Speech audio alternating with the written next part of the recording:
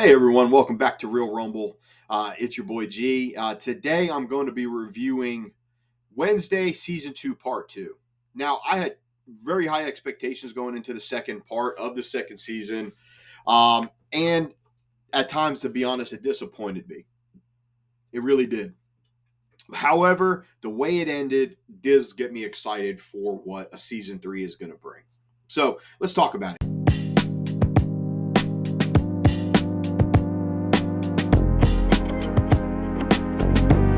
Talk about it, guys.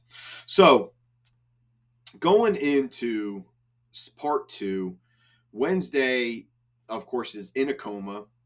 We found out about the psychiatric facility that was creating Outcast. They're holding people hostage, some people who are presumed dead. Uncle Fester, who was amongst them, who infiltrated himself to get some information from Wednesday, of course, helped her. All these prisoners escape. The police are focused on 3 of them: Uncle Fester, Tyler the Hyde, and then, of course, this Jane Doe. Now, I believe most of us, and I believe the writing and what they were trying to do to us was convince us or make us think that this Jane Doe is possibly Ophelia, which is Wednesday's aunt's, Morticia's sister, who happens to be a raving and has the same psychic abilities that Wednesday has. So of course, got us all thinking that's where this is going to go. Now, to be honest, I honestly didn't know where this second part was going to go after the way part 1 ended. I'm sure they were going to, of course, deal with the Tyler, the Hyde situation. However, besides that, I wasn't sure where they were going with the zombie. I'm just wasn't too sure. And then plus we got the zombie, the Slurp, which was Pugsley's pet, who's also on the loose, right? Which was, we all know, was an old scientist, they say, the story. Well, we jump in right in season part 2 with these stories here. Now, the way some of these stories transpired, I just felt that this season overall truly didn't have like a big bad guy like we got in season 1, which was the Hyde and all the things that, of course, played into that, right? It made for a very suspenseful, who is it, who done it, what's going on type of deal. While this second season, we had multiple different like villains, I guess, in a way, and it felt like none of them had the ramifications of like something that like they can't handle in a way, right? And to go into some spoilers, which there are going to be spoilers, I'm going to dive into it.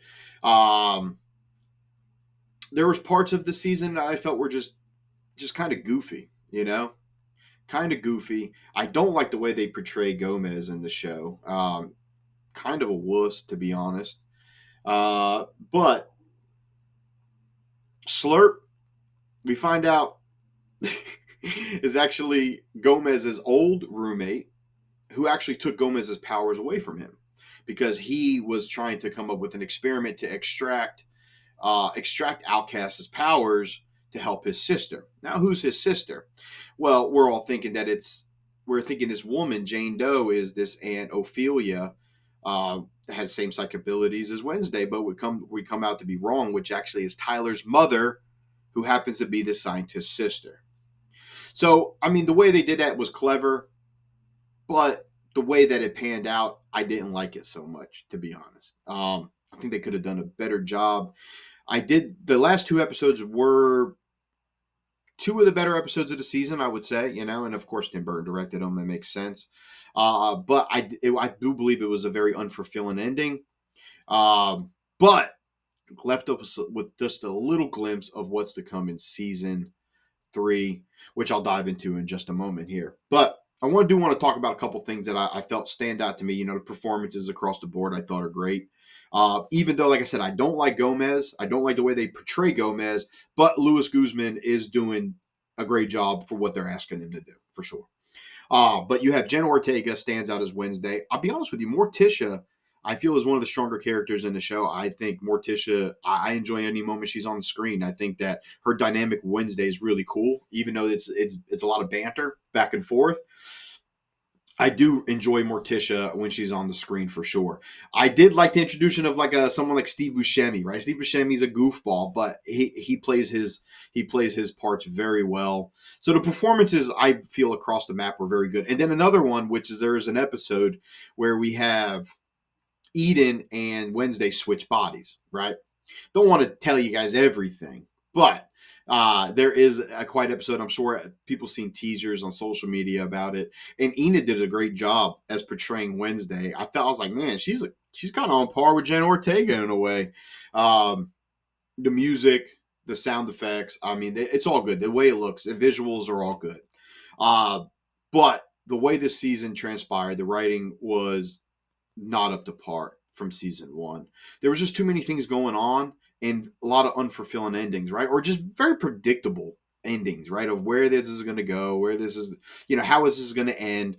There was a few surprises with the mother being the Hyde, and then her, of course, come in and fighting Tyler, becoming like his master in a sense, since he killed his at the end of episode 4, and then we get Wednesday doesn't have her abilities, but then she wakes up from her coma and now she has a ghost spirit, which this was a clever way to bring back Gwendolyn Christie into the mix.